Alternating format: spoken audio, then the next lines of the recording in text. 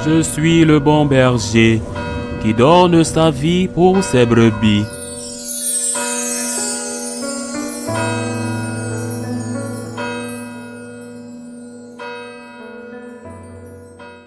En ce temps-là, Jésus quitta le territoire de Tyr, passant par Sidon. Il prit la direction de la mer de Galilée et alla en plein territoire de la Décapole. Des gens lui amènent un sourd qui avait aussi de la difficulté à parler et supplie Jésus de poser la main sur lui. Jésus l'amena à l'écart, loin de la foule, lui mit les doigts dans les oreilles et avec sa salive lui toucha la langue. Puis, les yeux levés au ciel, il soupira et il dit « Ephata », c'est-à-dire « ouvre-toi ». Ses oreilles s'ouvrirent, sa langue se délia et il parlait correctement. Alors Jésus leur ordonna de ne rien dire à personne. Mais plus il leur donnait cet ordre, plus ceux-ci le proclamaient. Extrêmement frappé, il disait « Il a bien fait toutes choses. Il fait entendre les sourds et parler les muets. » Acclamons la parole de Dieu. J'aime insister sur ce point parce que parfois on attend d'autres discours et il est bon de garder les idées claires. Les miracles sont des faits historiques, je le répète, j'aime insister là-dessus. Ils ne sont pas seulement des symboles, ce sont des faits historiques qui ont réellement eu lieu. Et de plus, le Seigneur a accompli énormément de miracles et la plupart d'entre eux étaient des guérisons de personnes possédées. Mais en même temps, le miracle est un témoignage. Autrement dit, le miracle porte un enseignement. Le premier enseignement est qu'il manifeste la divinité de Jésus.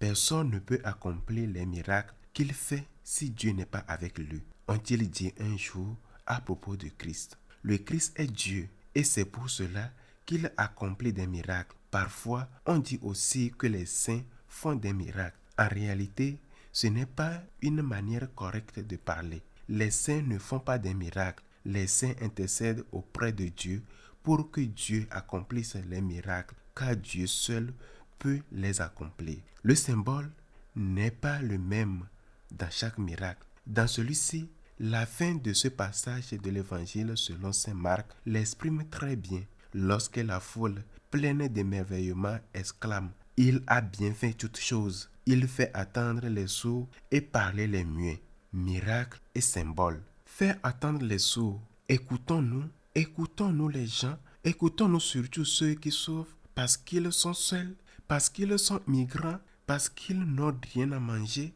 parce qu'ils n'ont pas de travail. Écoutons-nous vraiment. Écoutons-nous nous-mêmes le silence, car parfois les personnes ne nous demandent pas de l'aide par honte. Demander de l'aide est humiliant, mais il faut avoir les yeux pour voir, surtout si tu connais cette personne au moins un peu.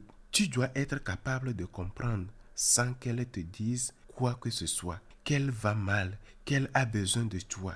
Peut-être a-t-elle besoin d'une entrainte, d'un appel téléphonique et pas seulement d'argent. Tu peux peut-être le remarquer parce que son comportement change. Elle est plus nerveuse que d'habitude ou plus renfermée, plus distraite. Que se passe-t-il? J'insiste beaucoup sur ce point avec nos séminaristes. Il faut avoir les yeux pour voir et des oreilles pour écouter. Des yeux pour voir ce qui se passe autour de toi, ses frères, ses compagnons, mais aussi les personnes qui t'entourent dans ton travail pastoral. Des yeux pour voir, des oreilles pour écouter, mais il ne se contente pas de faire entendre les sourds, il fait aussi parler les muets. Quand tu rencontres quelqu'un qui traverse une épreuve, tu dois être capable d'être sa voix, même si cela complique ta vie. Quand j'étais enfant, ma mère me disait « Tu te mets toujours dans des histoires ». Elle avait raison. Elle ajoutait « Tu es l'avocat des causes perdues ». Je croyais qu'elle avait un peu raison. Mais si nous restons indifférents à la souffrance, à l'injustice, le jour où nous aurons un problème, le jour où nous subirons une injustice, une calomnie, ou le jour où nous aurons besoin d'aide, la mesure que nous aurons utilisée sera celle qui nous sera appliquée, et cela de plus en plus souvent. Il est terrible de constater que, du moins dans les grandes villes, les abus se produisent. parfois des agressions, même des viols. D'autres fois, les vols au milieu de la foule. Et alors, rien. On n'aide pas la personne qui est agressée, violentée, dépouillée. Je ne veux pas d'ennui, mais demain, cela peut arriver à toi. C'est peut-être toi qui te retrouves à terre, blessé, avec une plaie qui saigne. Le Seigneur nous a donné les yeux pour voir et il nous a aussi donné une bouche pour parler. Par exemple, parler pour défendre la vie, parler pour défendre la famille, parler pour défendre le droit des parents à éduquer leurs enfants et non pas laisser l'État, le gouvernement ou les médias s'en charger. Un catholique n'est pas une île. Un catholique est ouvert au monde parce qu'il a les pieds sur terre et la tête au ciel. Et au nom de Jésus, il écoute, il voit, il parle, il aide. La mesure que tu utilises sera utilisée envers toi. Peut-être qu'aujourd'hui, tu passes à côté de quelqu'un qui souffre et tu fais comme si tu ne le voyais pas. De quelqu'un qui te demande de l'aide et tu fais comme si tu ne l'attendais pas.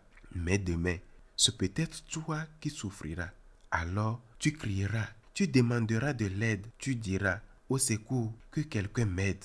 Et peut-être que l'on fera avec toi exactement ce que tu fais aujourd'hui. Passer à côté de toi avec indifférence et te laisser seul. Le Seigneur agit, il purifie notre regard. Il nous donne des yeux pour voir, des oreilles pour écouter, une bouche et des mains pour défendre et aider celui qui en a besoin.